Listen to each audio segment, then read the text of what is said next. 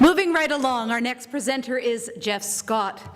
Geoff has worked for over 25 years as a special effects artist in the film industry and as a playback technician, editor, director, and producer in television.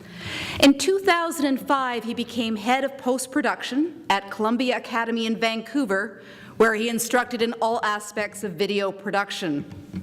Geoff first got into the industry by volunteering his time in community television, producer first with Rogers and later with Shaw Cable.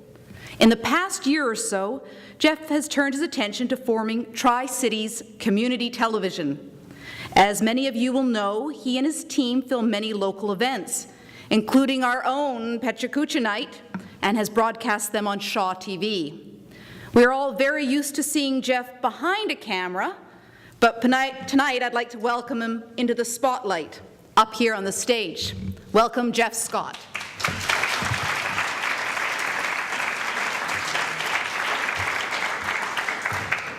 Yes, I'm a behind-the-camera kind of guy, so bear with me. Although most of you know me as a Shaw employee, I'm not, so let me rectify that thinking right now. Although I do show up at community events with a Shaw Mobile and a crew of volunteers, so I guess people can be excused for making that assumption. But in fact, I started in the television industry 25 years ago working at Rogers, and then I moved on to work at CBC, Shaw, the Knowledge Network, and as a special effects artist on such fabulous blockbusters as Flash Gordon versus the Cosmic Cheerleaders, and for those who like redundancy, Extro 2, The Second Encounter. But let me take you a little further back to the early 80s when I was all about watching television. Love Boat, Fantasy Island, Charlie's Angels on Love Boat and Fantasy Island, fabulous stuff. I used to watch all of that. And then one day I got inspiration from, well, where all my best inspiration came, my mother, who kicked me out of the house and told me I was watching way too much television. So she told me to go down by Kitts Beach and check out the neighborhood television office, where she'd heard that they teach volunteers to shoot, edit, and produce community programming. So being that I always did what my mother told me to do, and being that it wasn't too tall of an order to head down by Kitts Beach, I went down to check it out, and sure enough, she was right. It turns out that as a term of the cable licensing agreement with the CRTC, the cable companies were required to provide what was called community access television. And that took the form of neighborhood television offices that were located throughout the Lower Mainland. At these offices, volunteers received training, and in return they produced programming that reflected their concerns and interests and that of their respective communities. Seen here are a number of the programs that were produced out of the offices. There were dozens of programs produced yearly, and hundreds of volunteers that made up part of the programming network. I myself went on to volunteer at the Kids office, and within 2 years I found myself producing and directing a news magazine show called Freestyle. And as with many of the community programming offices, many of the Kids volunteers seen here moved on to work in the film and television industry. I also moved on and became a contract producer producing Chefs About Town, a 12-part cooking series that aired across Canada on the Rogers Network, and propelled me into my aforementioned illustrious programming career. In the mid-1990s, the CRTC, in its infinite wisdom, decided to deregulate community television. At that time, the volunteers who worked at the Fraser office, which serviced the Tri-Cities region here, received this letter telling them that their services were no longer required. This was the first casualty in the cable companies beginning to systematically dismantle the neighborhood television network in favor of producing their own programming. The Van East office was the only office to remain operational.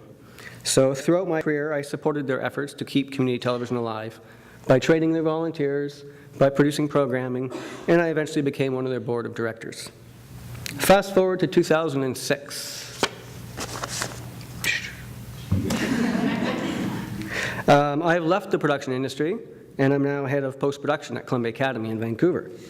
I'm married and am raising my children in Port Moody.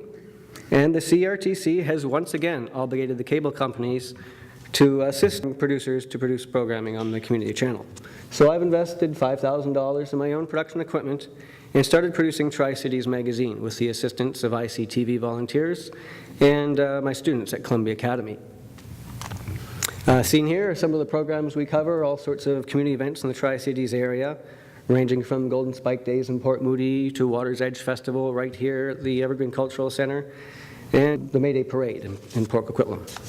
We also produce programming that explores issues of interest to the community: the future of the Riverview lands, the use of cosmetic pesticides, homelessness, and the future transportation in the area. We also cover town hall meetings that Shaw does not feel obligated to cover in terms of their commitment to our community. As time went by, more and more people approached me wanting to become part of our programming team. So in 2009, we formed Tri-Cities Community Television Society. We now have a board of directors and over 20 volunteers working on our program, some with industry experience, some looking to break into the industry, some who are also volunteering with other community groups and want to shine a spotlight on those groups, and some just mayors who are trying to steal the spotlight. I'm happy to report that our efforts have not gone unnoticed. We have been finalists in the Tri-Cities Chamber of Commerce Business Awards, received the Cultural Harmony Award from the Community Development Society in 2009, and I've been encouraged by the response I've received so much that I quit my job in 2010 in order to focus my energies 100% on building Tri-Cities Community Television.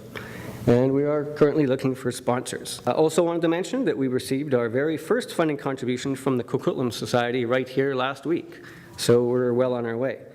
Watch for our shows Monday night at 8:30 on Shaw. Look for our flyers coming to us in community centers near you, and check out our YouTube channel, Tri-Cities TV. Before I wrap up tonight, I just wanted to say that as I started down the road of building community television, I felt very much like the Wizard of Oz, you know, the one guy in his own behind a black curtain making all the magic happen. But as time has gone on and more people have joined me, I feel a little more like I'm Dorothy. Relax, we're talking character arc here, not some fixation with Judy Garland.